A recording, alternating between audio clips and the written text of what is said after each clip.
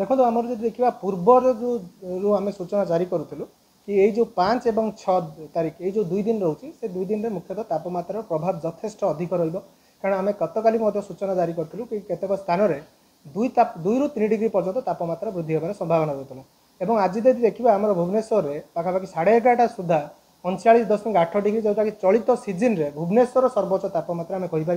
कि आम जो पूर्वानुमान रही आज भुवनेश्वर खास करके पाखापाखि 44 डिग्री तापमात्रा छुईबार संभावना हुए तो ताठू अधिक रेकर्ड हो पाए कारण बर्तमान जो रोचे वायु चलाचल रोचे देखिए वायुमंडल खास करके तल भाग आमर सकाल समय पश्चिम दिगरू रोला और बर्तमान समय उत्तर पश्चिम दिगरू पवन रोचे पवन मात्रा जदि अधिक रोचे जेहेतु बर्तमान शुष्क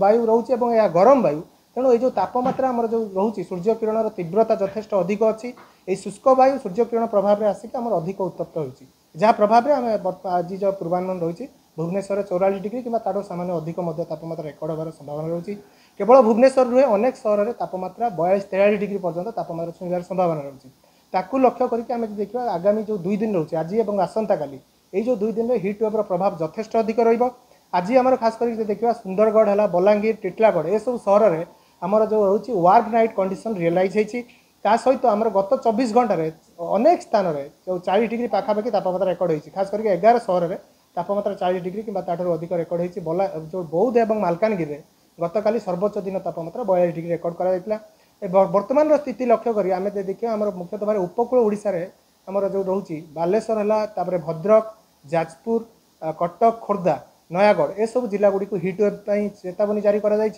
सहित संलग्न जिला जमी रोचे मयूरभंज है केन्दुझर रहा अनुगुल रोचे ढेंकानाल रोचे आभ्यंतरण में बौद्ध ता सहित सोनपुर बलांगीर ता सहित आम देखा आम रोचे जोटा कि सुंदरगढ़ रोचे एवं संबलपुर एवं मालकानगिरी ये सब जिला गुड़िक हिट वेव रहा सहित उष्म राति जो जिला गुड़िक बर्तमान देखिए उपकूल ओडिशा रे अधिकांश स्थान में तापमात्रा 26 डिग्री रु अधिक रोचे जहाँ प्रभाव में आप उष्म राति स्थिति उपजुची रात्रि समय अत्यंत गुड़गुड़ी अनुभूत होती आज देखा 11:30 समय जो तापमात्रा रेकर्ड होता ता सहित भुवनेश्वर जो आर्द्रता था 45% आर्द्रता रही जोटा कि अनुभूत तापमात्रा आप देखिए 50 ରୁ 60 डिग्री सेल्सियस मध्य रोचे जोटा कि आमर फील लाइक टेम्परेचर अनुभूत तापमात्रा केते अनुभूत होची किंतु ये जो ताती रही आम अनुमान करूँ 6 तारीख अपराह्न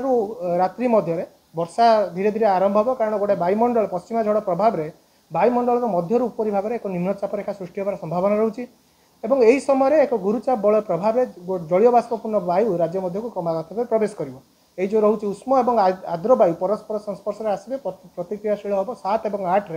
राज्य में वर्षा विस्तृति वर्षा होबार संभावना रही खास करके उत्तर ओडिशा रे 7 तारीख में अनेक स्थान में हालुका मध्यम धरण वर्षा रजुड़ी घड़घड़ी जोटा कि रोचे सहित आम झड़ पवन 40 ରୁ 50 किलोमीटर ता सहित किसी जिले में आम भारी वर्षा 7 ରୁ 11 सेंटीमीटर वर्षा रही संभावना रही जमी अनुगुल ढेंकानाल ता सहित कटक नयागढ़ जाजपुर ए जिला गुड़िक भारी वर्षा पूर्वानुमान जारी कर